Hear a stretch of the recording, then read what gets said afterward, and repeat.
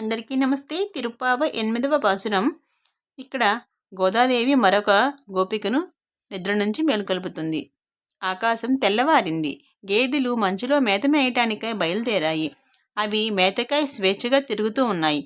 తోటి గోపికలందరూ శ్రీకృష్ణుని చేరకముందుగానే అతని వద్దకు చేరాలని, అలా చేసినట్లయితే అతడు చాలా సంతోషిస్తాడు అని తలుస్తున్నారు. అందరూ కలిసి గోష్ఠిగా పోవుటే మంచిదని ఆలోచించి వారి అందరినీ అచట నిలిపి, నీ కొరకు వచ్చితిమి, నీకు కూడా అతనిని చేరుటకు కుతూహలముగానే ఉన్నది కదా, మరింకా ఆలస్యం ఎందుకు? లెమ్ము.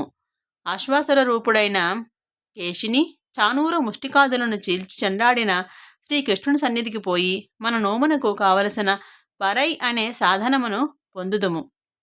అతని రాకకు ముందే మనం అక్కడికి పోయినట్లయినా అతడు, అయ్యో మీరు నాకంటే ముందుగానే వచ్చితిరే అని నొచ్చుకొని మన అభీష్టములను వెంటనే నెరవేర్చును అని చెప్తుంది. అందరికీ నమస్తే. తిరుప్పావ 9వ పాసురం.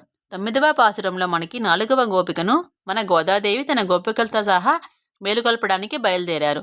ఈ గోపిక చాలా భక్తురాలు, ఎల్లప్పుడూ కూడా శ్రీకృష్ణుడి ధ్యానంలోనే ఉంటుంది. ఈ గోపిక అద్దాల భవనంలో ఉంటుందట. చుట్టూ నవరత్నాలతో మన్నులతో కట్టుబడి ఉంటుందంట ఆ భవనం.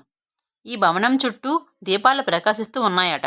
ఆ భవనం అద్దాలతో నిర్మించడం వలన ఆ దీపాల యొక్క కాంతి బయట ఉన్న గోపికలకు కూడా కనిపిస్తుందంట. ఇక్కడ ఈ గోపిక చాలా జ్ఞానవంతురాలు. ఈ గోపికతో స్నేహం చేస్తే వారికి కూడా కొంత జ్ఞానం అంటుతుందని అనుకుంటున్నారు. అలాగే ఇక్కడ మనం దీపం అంటే జ్ఞానం అని తెలుసుకోవాలి. అగరవత్తుల సువాసన పరిమళాలను వెదజల్లుచూ ఉండగా అతి మెత్తనైన హంసతూలిక తల్పంపై పరుండి నిద్రిస్తున్న ఓ మేనమామ కూతురా అని అంటుంది. మేనమామ కూతురా అని అంటే ఇక్కడ ఆమె ఆధ్యాత్మిక సంబంధం కాకుండా తనను తాను గోపికగా భావిస్తుంది కాబట్టి అక్కడ వరుస కలిపింది. మనకి ఇప్పుడు ఎవరైనా నచ్చారనుకోండి, మనం అన్నా తమ్ముడా అనుకుంటాం కదా, అలా అనమాట. ఇక్కడ మన గోదాదేవి కూడా తనను మేనత్త కూతురు అని పిలుస్తుంది. ఆమె బాగా మత్తుగా నిద్రపోయిందట. మత్తు అంటే ఇక్కడేంటి? ఆ శ్రీకృష్ణుడి కోసం కలలకంటూ నిద్రపోతుంది. మనులతో ఉన్న నీ తలుపులను తీయవమ్మా అని చెప్తున్నారు.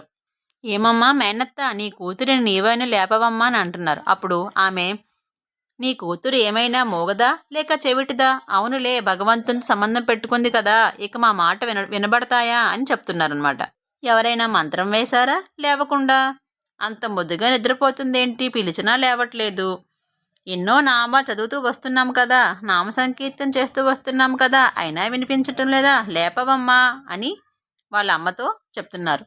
అప్పుడు వాళ్ళ అమ్మ ఏమంటుంది? బయట నీ స్నేహితులందరూ మంచులో వణికిపోతూ నీ గురించి ఎలా చేస్తున్నారో వెళ్ళి తలుపు తీయు అని చెప్తుందనమాట.